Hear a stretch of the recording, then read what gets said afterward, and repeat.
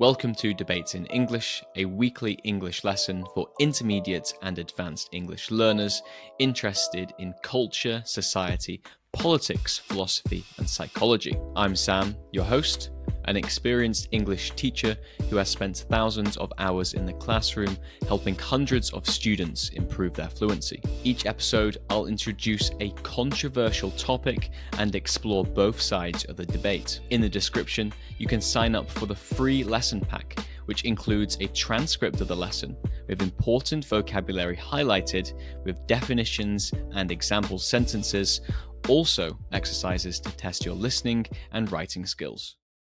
So the debate I'm going to dive into today is about private schools and if they should be banned or not. In the UK, we have three types of schools: a state school, a type that I went to. School and education is free up until the age of 18 or college level.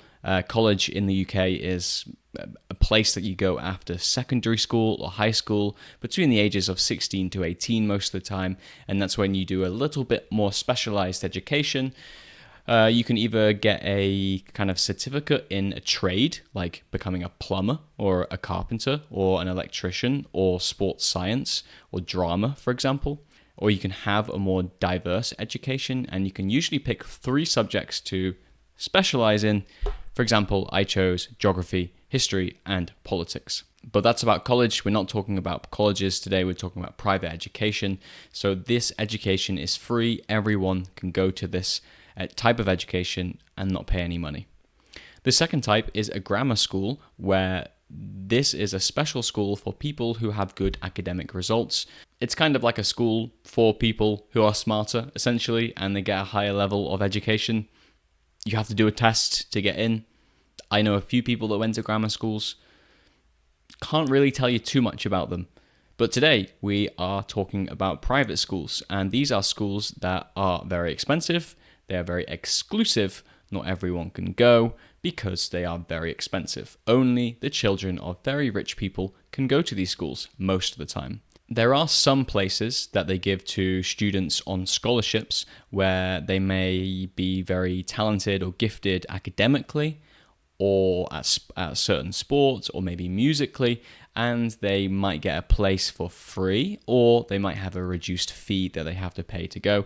In my hometown, there is a private school, and it is a very prestigious one. It's one of the oldest ones. I definitely didn't go there, and I think per term it's over £20,000. So for the entirety of the year, I think you're looking at over I think it's about £50,000 to £100,000 per year, which, as you can imagine, is quite a lot of money.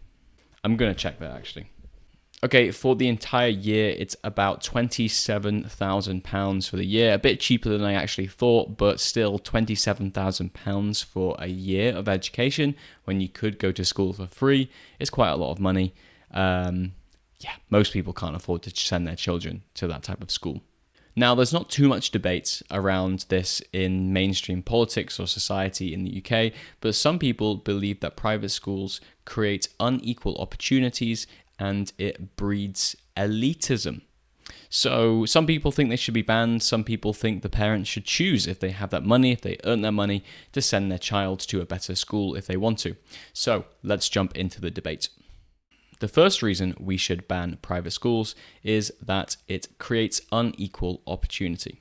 Most people believe in the idea of equal opportunity, that people should be rewarded for their efforts or their skills. Most people believe in a meritocracy. So people shouldn't get jobs, or they shouldn't be rewarded just because they know people or because they are from a certain family, but because of the effort and determination and hard work and skill that they put into their careers or their education. Imagine child A goes to a state school, child B goes to a private school. Child B, who goes to a private school, has such a huge advantage over child A because they have a more suitable environment for education.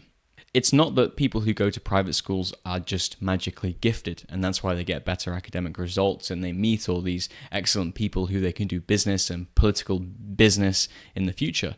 They were in an environment which is more conducive for a better learning environment.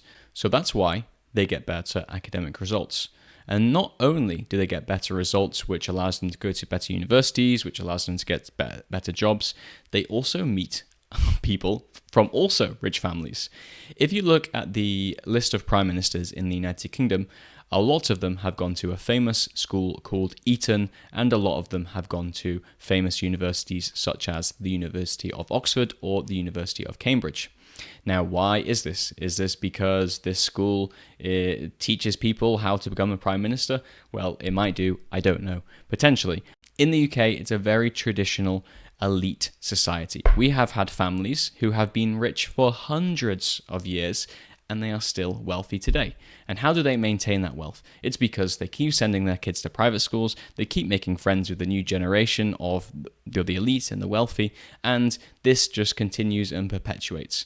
So, why should that child who goes to that private school have a better or have an advantage over child A?